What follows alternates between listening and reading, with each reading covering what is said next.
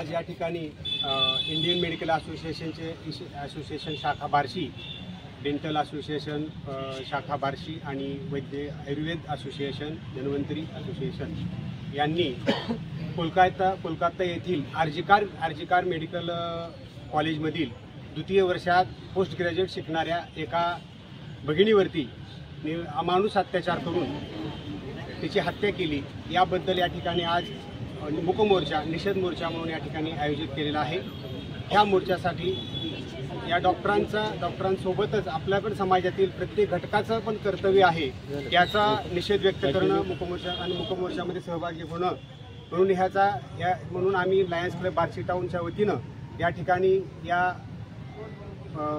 मुकमोर्चासाठी आम्ही या ठिकाणी सहभागी होऊन निषेध व्यक्त करत आहोत। कोलकाता येथे झालेल्या डॉक्टर तरुणीच्या बलात्कार आणि हत्येच्या निषेधार्थ बार्शीतील सर्व डॉक्टर असोसिएशनच्या या निषेध मोर्चामध्ये इनरव्हीलच्या वतीनं मी निषेध या ठिकाणी जाहीर करते आणि आजच्या त्यांच्या बंदला मी आमचा जाहीर पाठिंबा या ठिकाणी जाहीर करते। ट्रेझर निमा संघटना बार्शी, वैद्यकीय मदत कक्ष सोलापूर जिल्हा प्रमुख। खरं तर आपण 2 दिवसाखाली 78वा स्वातंत्र्य दिन साजरा केला। त्या दिवशी मनामध्ये प्रश्न उपस्थित झाला की खरंच आपण स्वातंत्र्य म्हणजे प्राप्त केलंय का। आज त्या मुलीचं काय बिचारीची चूक होती हे आपण सर्वांनी विचार करण्यासारखी गोष्ट आहे। तिने पहाटे 3 वाजेपर्यंत रुग्णसेवा केली आणि पहाटे 3 वाजता तिचाही देह आहे सर्वसामान्य लोकांसारखा, तिलाही आरामाची गरज होती आणि तिनं आराम करायला निघाली आणि पहाटे 6 वाजता तिचा मृतदेह हॉस्पिटलच्या आवारामध्ये सापडला। हॉस्पिटलच्या आवारामध्ये सापडल्यानंतर तिथलं प्रशासनाने सुरुवातीला आत्महत्या आहे असं सांगितलं। त्यानंतर तिच्या आईवडिलांना 3 तास तो मृतदेह पाहून दिला नाही। आज अशी परिस्थिती आपल्या देशामध्ये घडत आहे।